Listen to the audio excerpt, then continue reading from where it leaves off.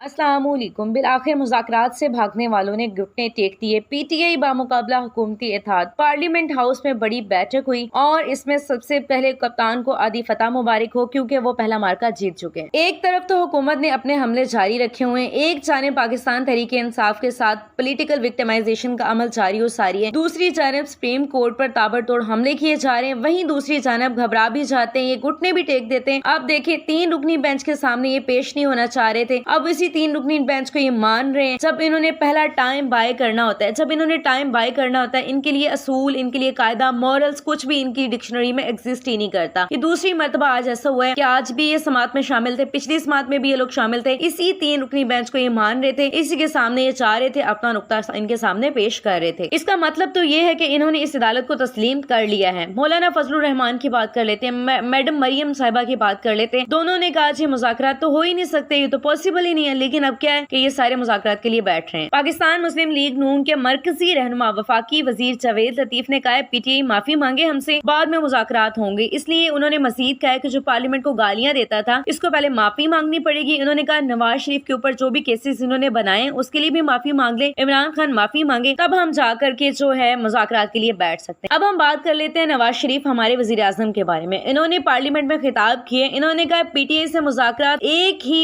1 point agenda पर possible है, और वो ये है कि पूरे मुल्क के अंदर एक ही वक्त में इलेक्शन कराए जाएंगे और बिल्कुल शफाफ और साफ सुथरे इलेक्शन कराए जाएंगे। अब हम बात कर लेते हैं खान साहब की। खान साहब ने इनको ऐसा रगड़ा दिया है कि आप देखते जाइए इनके साथ होगा क्या। फजलुर रहमान पीडीएम के सरबराह मौलाना फजलुर रहमान पीटीआई से मुज़ाकरात से उन्होंने साफ साफ इनकार कर दिया। उन्होंने कहा जी इनकी जमात सेनेट में पीटीआई से होने वाले मुज़ाकरात के हिस्से में शामिल नहीं होगी। इस्लामाबाद कॉन्फ्रेंस उन्होंने की है, इलेक्शन के लिए मुशावरती अमल उन्होंने कहा जी जमातों का नहीं है, बल्कि ये तो इलेक्शन कमीशन का है। कोर्ट हमें सियासी जमातों को मजबूर कर रही है। उन्होंने कहा जी कोर्ट सियासी जमातों को मजबूर कर रही है कि जी बातचीत करें। सारी सियासी जमातों की तरफ से एक शख्स को राजी करने पर एतराज है। पहला पॉइंट ऑफ डिसएग्रीमेंट वो पीडीएम में आ चुका है। अब देखते हैं, अदालत मुज़ाकरात पर भी कह रही है, साथ में अदालत ये भी कह रही है कि हमारा फैसला वहीं के वहीं मौजूद है। पहले अदालत अपना हथौड़ा उठाए फिर बात की जाएगी। उन्होंने कहा जी पहले अदालत अपना हथौड़ा हटाए फिर इसके बारे में बात की जाएगी, मुज़ाकरात के बारे में डिस्कशन होगी। उन्होंने मजीद कहा है कि अदालत से आज जो समात हुई है अदालत के अंदर, इसमें उनको कोर्ट का फैसला जो है ना, बिहेवियर काफी हद तक चेंज लग रहा है। मौलाना फजलुर रहमान ने मजीद कहा है कि सेनेट में जो मुज़ाकरात होंगे मेरी पॉलिटिकल पार्टी उसका हिस्सा नहीं होगी, मैं अपने मौक़िफ़ पर कायम हूँ। उन्होंने कहा कि वज़ीर आज़म के ज़ेरे सदारत इजलास हुआ, उन्होंने कहा वज़ीर आज़म के ज़ेरे सदारत इजलास हुआ, पीटीआई के साथ मुज़ाकरात का मौजू था, मुज़ाकरात होंगे, इसकी क्या बुनियाद है, कोर्ट हमें मजबूर कर रही है। उन्होंने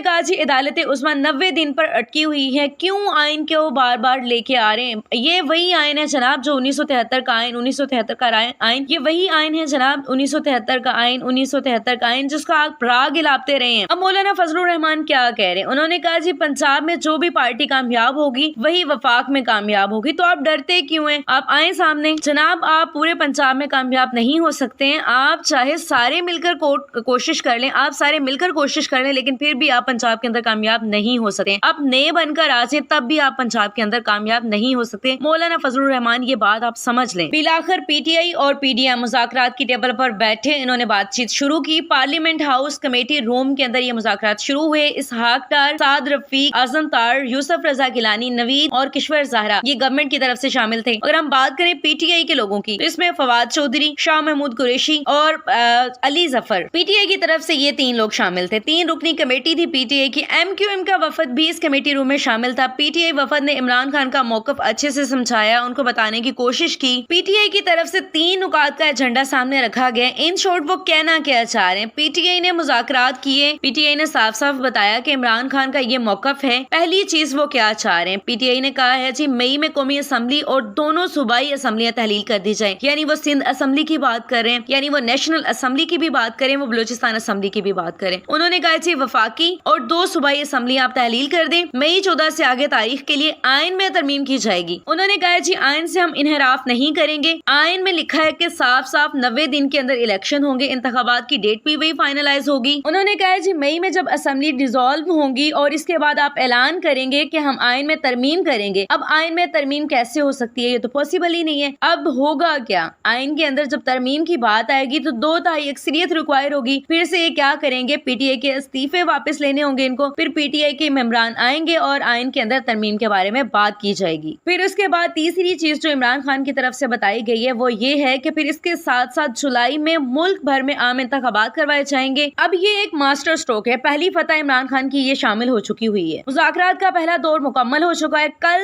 3 بجے پھر سے یہی چیز ہوگی، وہی روم ہوگا، وہی کمیٹی روم ہوگا، غالباً یہ روم نمبر 3 ہے، اسی کے اندر دوبارہ سے مذاکرات ہوں گے۔ تب تک کے لیے اپنا خیال رکھیے، دعاؤں میں یاد رکھیے گا۔ اللہ حافظ۔